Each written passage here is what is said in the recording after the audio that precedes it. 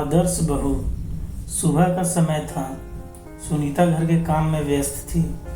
वह एक ऐसे संयुक्त परिवार की आदर्श बहू थी जिसमें महज 8 लोग एक साथ रहते थे। साधारण शब्दों में आप यूँ मान लें कि वह एक ऐसी अव्वल दर्जे की भारतीय गृहिणी थी जो सिर्फ और सिर्फ अपने परिवार के लिए हमेशा एक पैर पे खड़ी रहती थी, चाहे इसके लिए उसे अपनी ज़रूरतों का त्याग ही क्यों न करना पड़े। इसके एवज में उसके ससुराल के लोग भी उससे बेहद प्यार करते थे।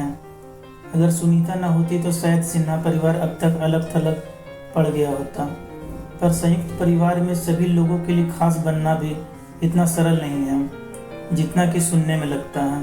पहले सुबह जग जाना, घर के सारे कामकाज करने के बाद एक एक सदस्य के लिए पसंदीदा खाना तैयार करना सुनीता की एक दिनचर्या बन गई थी।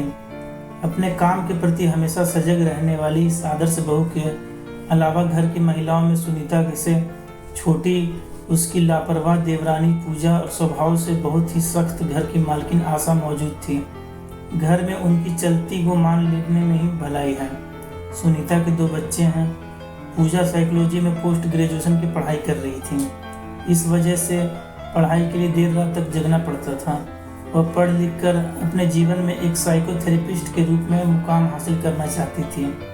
एक सपोर्टिव भाभी होने के नाते सुनीता घर के काम में पूजा जो कुछ भी कर सकती थी उससे वह सहर्ष स्वीकार कर लेती थी।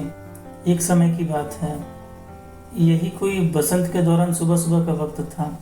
आशा ने पूजा पाठ करने के बाद सुनीता को आवाज़ दी और बोली, सुनीता चलो हम लोग नाश्ता कर लेते हैं, ठंड लग रही है, हम लोग हर सुबह पूजा के आने की प्रतीक्षा नहीं कर सकते। इसके बाद सुनीता किचन में गई और प्लेट में खाना निकालने लगी। तभी एकाएक उसके दिमाग में शादी के शुरुआती दिनों के दौरान होने वाले कष्टों की यादें ताज़ा हो गई। सुनीता उस सुबह को याद कर सिहर उठी जब उसे जगने में थोड़ी देर हो जाती थी। उन दिनों उसकी सास चुपचाप ही सही बहुत ही बुरा बर्ताव करती थी। वह उनके साथ लंच भी नहीं कर पाती थी। अपने ख्यालों में गुम सुनीता कई साल बीत जाने के बाद फिर से उन पुरानी यादों को ताज़ा कर रही थी। वह नहीं चाहती थी कि कोई और भी उसकी तरह ऐसी कष्टदायक परिस्थिति से गुजरे। होश में आने के बाद सुनीता ने तत्काल पूजा को मैसेज टाइप किया, गुड मॉर्निंग। मैसेज का नोटिफिकेशन बजते ही पूजा अपने बिस्तर से उठ गई।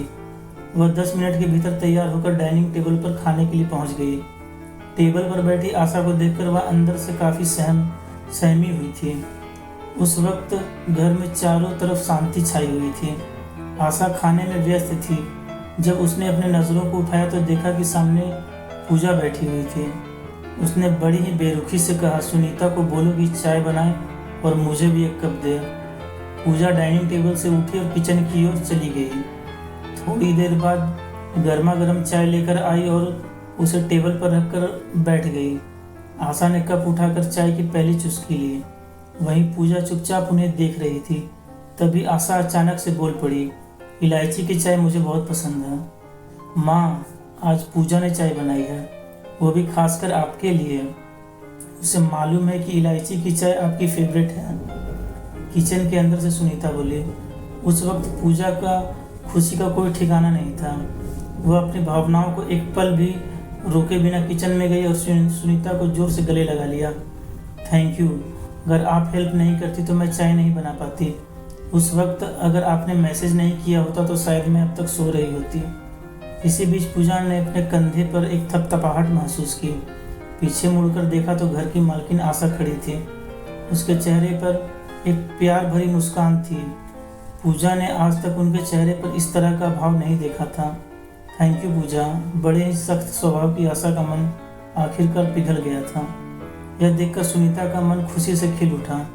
उसे एहसास हुआ कि अगर आपकी भावना आपके मन मस्तिष्क को कष्ट पहुंचा सकती है तो वह कुछ हद तक उसकी भरपाई भी कर सकती है। अब वह उस भरपाई के लिए पूरी तरह तत्पर थी। सुनीता के सहयोग से पूजा अपनी पढ़ाई पूरी करने में सफल हुई। अगर ये कहानी आपको पसंद आए तो चैनल को सब्सक्राइब जरूर करें। वीडियो देखने के लिए धन्यवाद।